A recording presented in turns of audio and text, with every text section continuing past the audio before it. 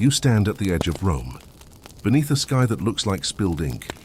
The stars faint and stubborn against the haze of the city.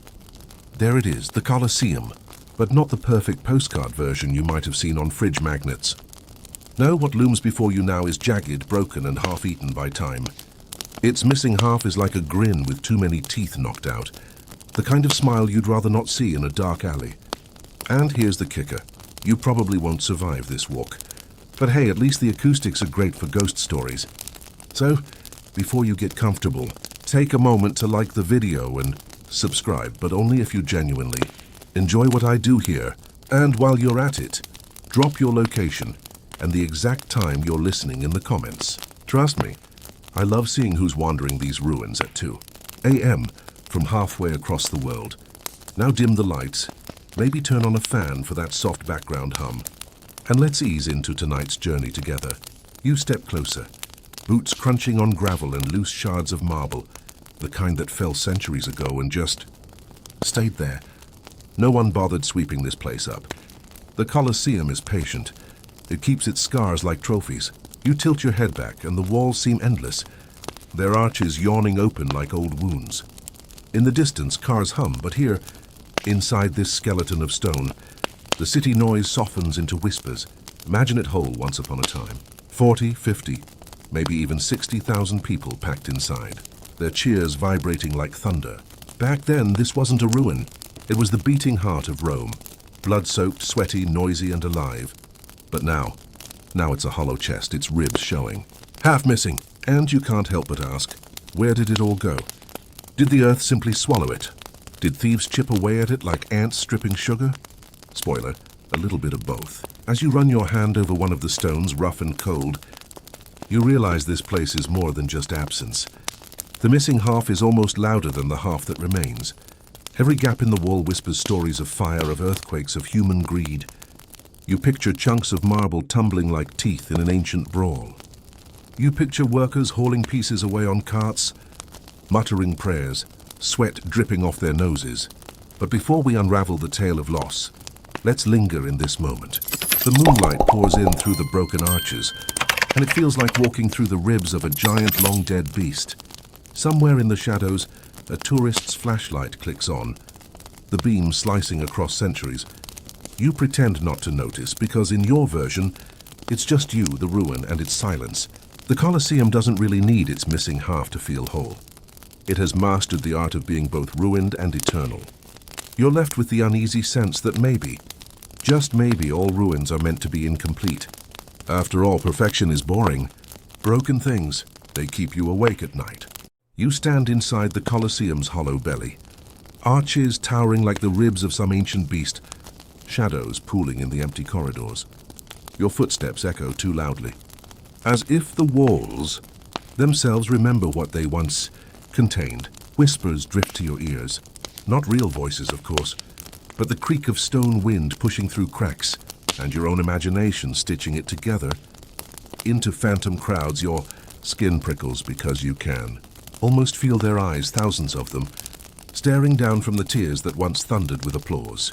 The sand beneath your boots looks ordinary now, but your mind insists on filling it with blood and dust, with the marks of gladiator blades and the stomp of beasts. Your nose twitches, as if it should catch a smell, iron, smoke, and sweat mingled with cheap perfume from spectators who wanted death to be entertaining. Your chest tightens, because you know you're standing where men fought for more than just survival. They fought for spectacle, for scraps of glory, and sometimes for freedom that never came. Historical fact: Romans sometimes flooded the Colosseum for staged naval battles, transforming the arena into a shallow lake where ships clashed while spectators roared. Quirky detail to create shade for the audience. A massive canvas awning called the velarium was stretched over the top, operated by sailors trained to handle ropes as if they were rigging a ship. Scholars still argue whether the engineering of these mock seas was truly practical or mostly propaganda. Roman showmanship hiding behind technical exaggeration. You brush your hand along a cold wall, feeling grooves carved by tools and maybe by chains. You picture gladiators waiting in the holding cells, shifting nervously as the crowd above howled for blood. Some of them prayed, some cursed, and some just closed their eyes to block out what came next. Your heart beats faster, because for a moment it's too easy to imagine the gate creaking, open and a roar spilling.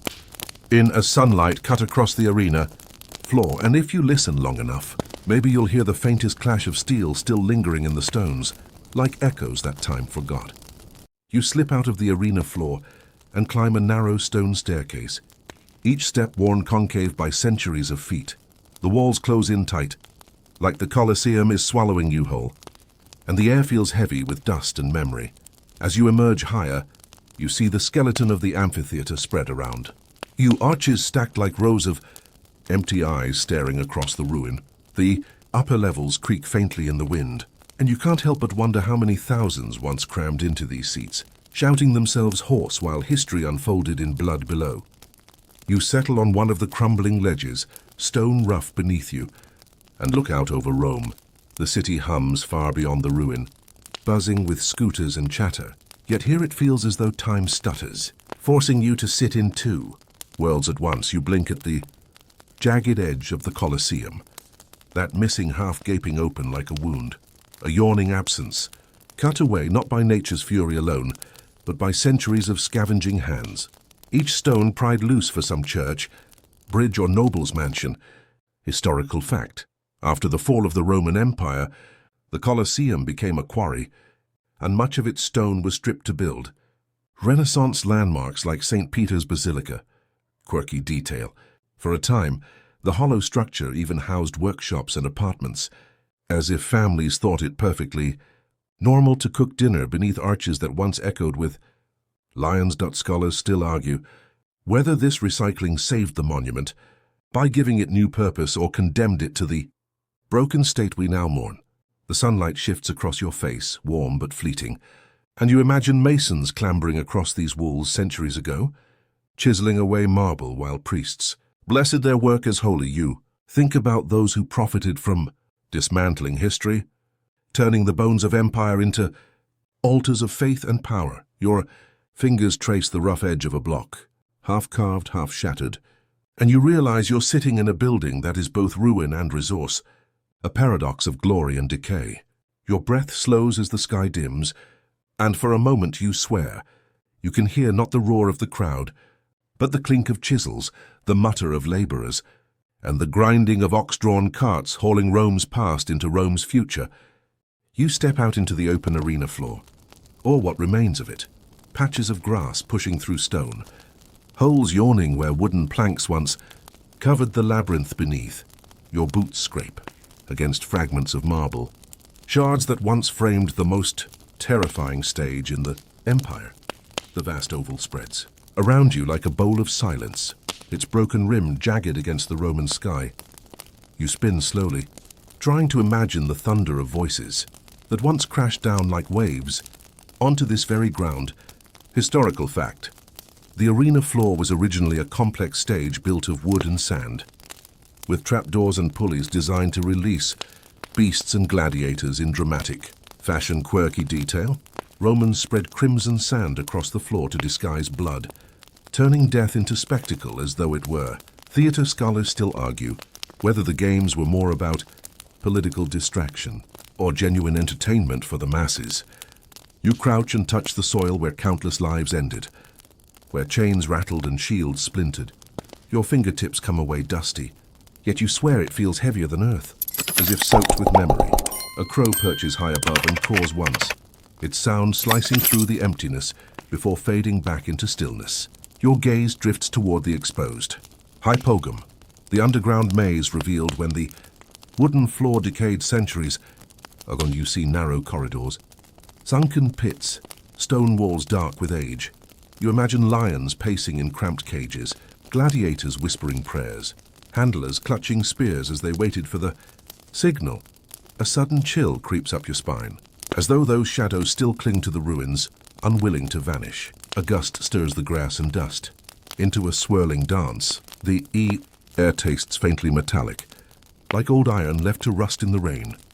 You picture the clash of swords, the snap of bones, the roar of an emperor declaring mercy or doom, and then silence again.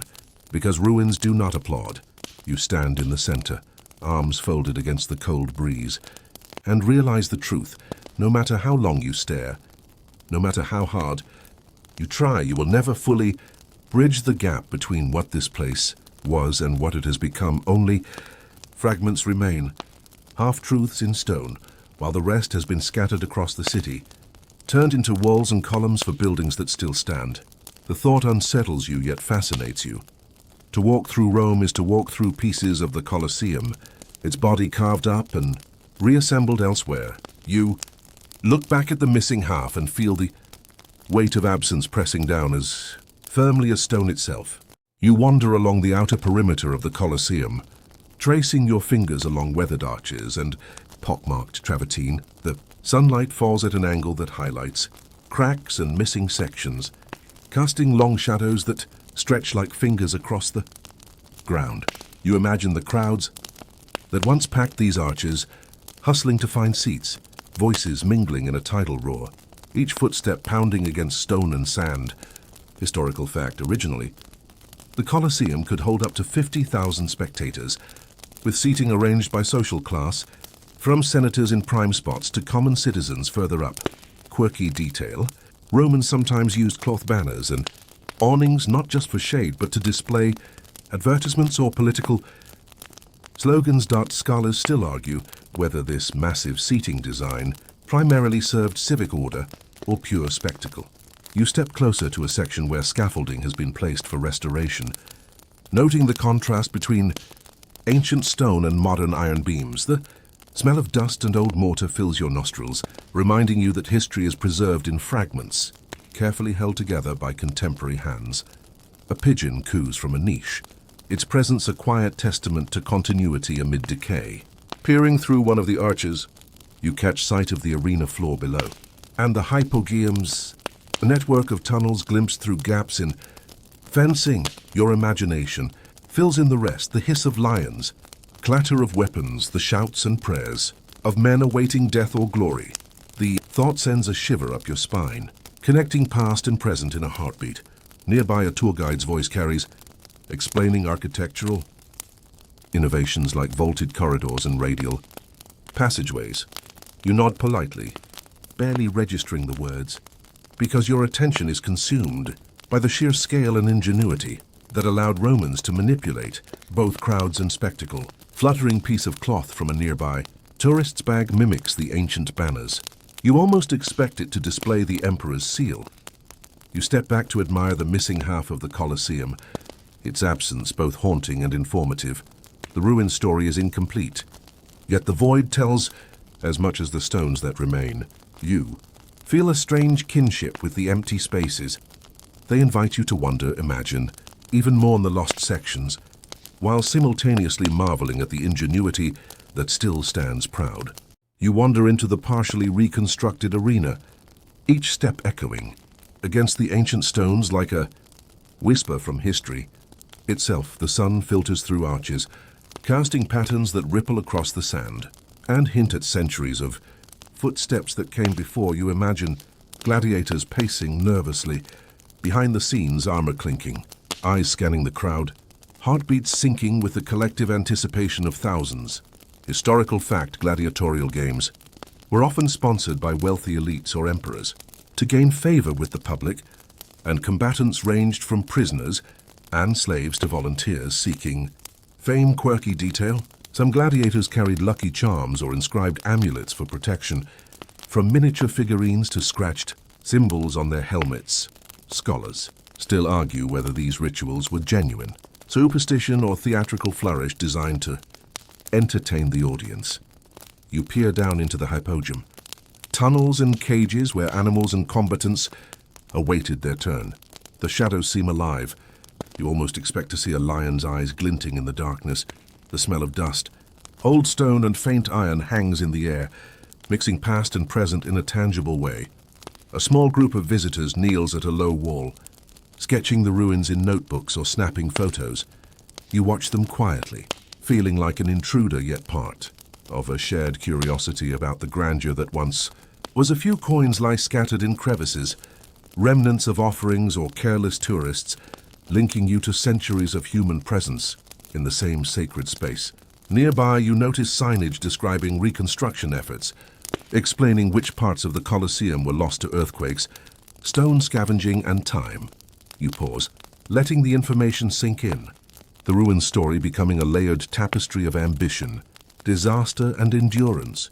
You glance upward, imagining the original spectators cheering, jeering or gasping at the spectacle, their energy suspended in the air even now. You approach a carved relief near one arch, depicting a mythological scene, its details softened by centuries, yet still evocative. The artistry reminds you that Romans valued not just brutality but narrative culture and expression intertwined with their public entertainment. Standing there, you feel the pulse of history in the curve of a stone, waiting for your imagination to awaken it fully.